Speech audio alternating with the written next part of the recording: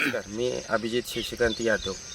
मी प्रधानमंत्री ग्राम सडक योजनेत 2001 साली सांबरवाडी ते कुमटा हा रस्ता झालेला आहे.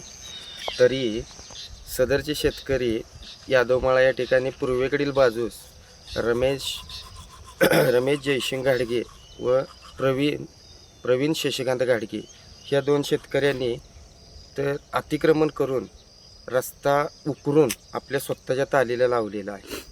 तरी आम्ही पाठपुरावा करण्यासाठी सांबरवाडी यादवमाळा या रोडवरील आम्ही यादवमाळा या ठिकाणील ग्रामस्थांनी सर्वांनी एक ग्रामपंचायतला अर्ज केलेला आहे.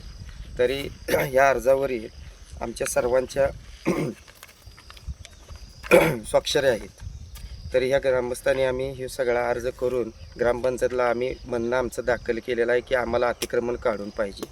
त्यानंतर आम्ही त्याच्याबरोबर प्रत्येक प्रतबरोबर फोटो काढून जोडलेला आहे. तरी तसेच ग्रामपंचायतला आम्ही दाखल करून ग्रामपंचायतला आम्ही ठरावमध्ये मंजूर करायला लावून ठरावमध्ये मंजूर करून ग्रामस्थांना ग्रामसेवक असू देत किंवा सरपंच असू देत ग्रामपंचायतचे त्यांना हे ठिकाण इथं दाखवून सगळी शाईनिशा करून आम्ही ते ग्रामपंचायतमार्फत सांबरवाडी ग्रामपंचायतमार्फत दाखल केलेलं आहे. सगळं प्रांत कार्यालय असू दे, जिल्हाधिकारी कार्यालय असू दे किंवा सार्वजनिक बांधकाम विकास कार्यालय असू दे किंवा कलेक्टर ऑफिस अशा सर्व ठिकाणी आम्ही ही सगळं दाखल केलेलं आहे.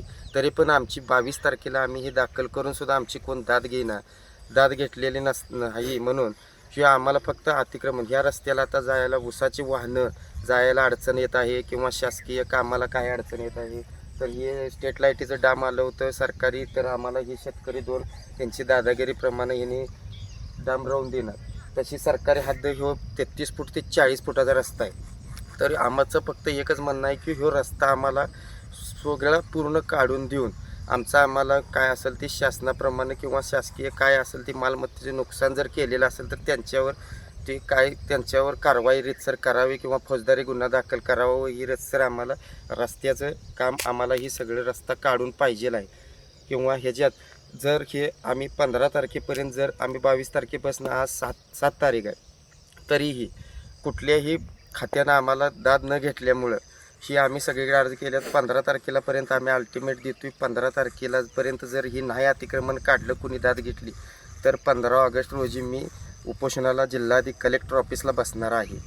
तसं मी सर्व ह्यांना कळवण्यात येणार आहे. रीतसर काय असेल ती कळवणार मग उपोषणाला बसणार. जोपर्यंत आम्हाला ह्या रस्त्याचं अतिक्रमण काढून न्याय मिळत नाही तोपर्यंत मी काही तिथनं उठणार नाही. तसेच काल कलेक्टर ऑफिसमधून एक अर्ज ग्रामपंचायतला त्यांनी काढला आहे. तो अर्ज पण मी तुम्हाला दाखवतो. कलेक्टर ऑफिसमधून त्यांनी ग्रामपंचायतला एक अर्ज काढला आहे. तर त्या अर्जात असं लिहिलं आहे की सगळं काय असेल ते त्यांनी जिल्हाधिकारी कार्यालयानं हे सगळं ग्रामपंचायतच्या अंगावरती ढकलले. सांबरवाडी ग्रामपंचायत मग त्याची प्रत आहे बघा, ही प्रत आहे तिची. तर ग्रामपंचायतला त्यांनी काय म्हणणं मांडलं आहे की तुम्ही आणि तक्रारदार म्हणजे मी तक्रारदार तुम्ही त्या लेवलनं तुम्ही ते मिटवून घ्यायचं आहे.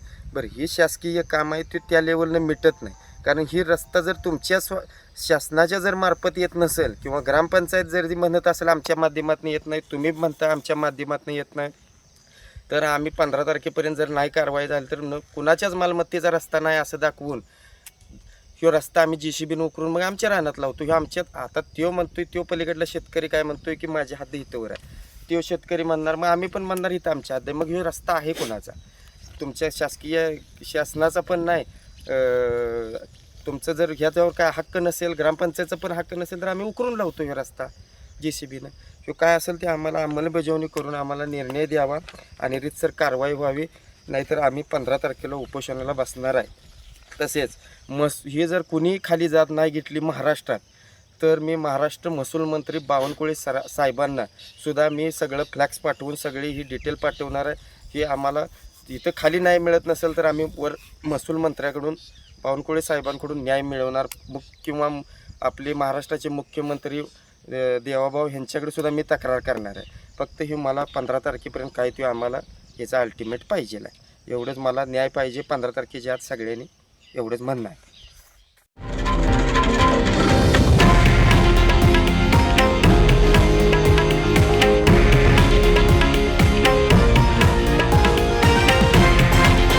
हे आहे देशातील नंबर 1 न्यूज नेटवर्क आणि आपण पाहत आहात TV9 मराठी, एकमेव.